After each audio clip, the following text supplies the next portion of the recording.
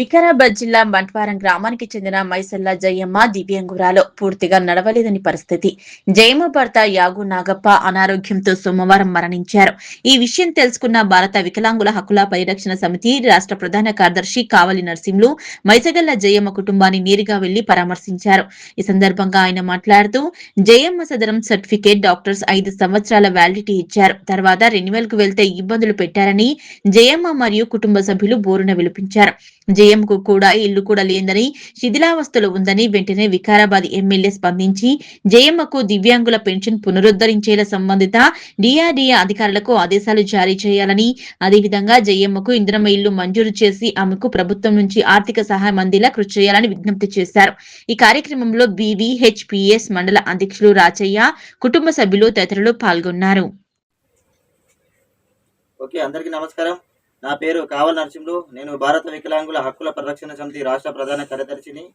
అయితే బంట్వారం గ్రామానికి చెందిన మైసగల్ల జయమ్మ అనే దివ్యాంగురాలు ఇంటిని ఈరోజు సందర్శించడం జరిగింది. వాళ్ళ భర్త యాగు నాగప్ప నిన్న మరణించడం జరిగింది. అయితే వీరిరువురు కూడా నడవలేని స్థితిలో ఉండి, ఆయన కూడా ప్రాణాపాయ స్థితిలో ఉండి మంచం మీద ఉండి నిన్న మరణించడం జరిగింది. ఈ జయమ్మ కూడా వికలాంగురాలు.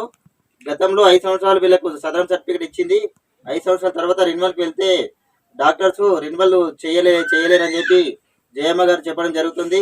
ఆమె పూర్తిగా నడవలేని పరిస్థితి, పింఛన్ వస్తే తప్ప బతకలేని పరిస్థితి.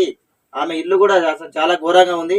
ప్రభుత్వం ఆదుకొని ఆమెకు ఒక ఇందిరమ్మ ఇల్లు మంజూరు చేసి మళ్ళీ పింఛను పునరుద్ధరణ చేయాలని చెప్పి ఈ విధంగా నేను తెలియజేస్తున్నాను.